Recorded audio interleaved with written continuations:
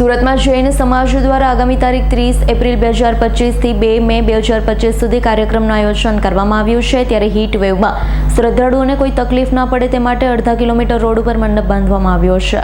સુરતમાં હાલ કાળઝાળ ગરમી પડી રહી છે। સુરતના જૈન સમાજ દ્વારા આગામી તારીખ 30 એપ્રિલ 2025 થી 2 મે 2025 સુધી કાર્યક્રમનું આયોજન કરવામાં આવ્યું છે। અક્ષય તૃતીયા, વર્ષી તપ, પારણા મહોત્સવ અને જૈન ભગવતી દીક્ષા મહોત્સવનું આયોજન કરાયું છે। આયોજનને લઈ મોટી સંખ્યામાં સાધુ સાધ્વી જૈન આચાર્ય મહારાજ સાહેબ પધારવાના છે। ત્યારે તપસ્વીઓના દર્શન માટે સુરતમાંથી મોટી સંખ્યામાં જૈન આવશે। ત્યારે હીટ વેવમાં તેમને કોઈ અગવડતા ન પડે તે માટે આગોતરું આયોજન કરાયું છે। ઉધના તેરાપંથ ભવન ખાતે અડધા કિલોમીટરના રોડ ઉપર મંડપ બાંધવામાં આવ્યો, જેથી દર્શન અર્થે આવતા શ્રદ્ધાળુઓને કોઈ તકલીફ ના પડે। મારું નામ એડવોકેટ દેવેન્દ્ર બોકડિયા જૈન છે।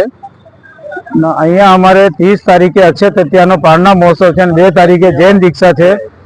એના લીધે અમારા સમણ સંઘના સ્થાનકવાસી જૈન સંપ્રદાયના આચાર્ય શિવ મુનિજી મહારાજ સાહેબ 70 સાધુ સાધ્વીઓ જોડે અહીંયા પધારવાના છે 23 તારીખે। એના માટેનું આખું આયોજન કરેલું છે અને આ આયોજનમાં અમે લોકો અડધા કિલોમીટર સુધી ઉપર ટેન્ટથી છાયા કરેલી છે, કેમ કે સરકારે હીટ વેવની આગાહી કરી છે। આ હીટ વેવ જે બહારથી આવેલા જે દર્શન કરવા આવે છે એમને આ હીટ વેવનો પ્રભાવ નહીં પડે એ લોકોને તડકાના બચાવ માટે અડધા કિલોમીટર સુધી ઉપર ટેન્ટ બાંધેલું છે।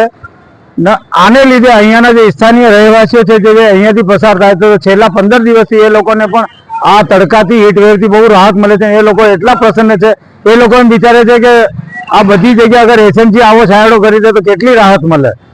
Bureau report S9 news Surat. અમારી તમામ માહિતીથી અપડેટ રહેવા માટે જોડાયેલા રહો S9 ન્યૂઝ સાથે।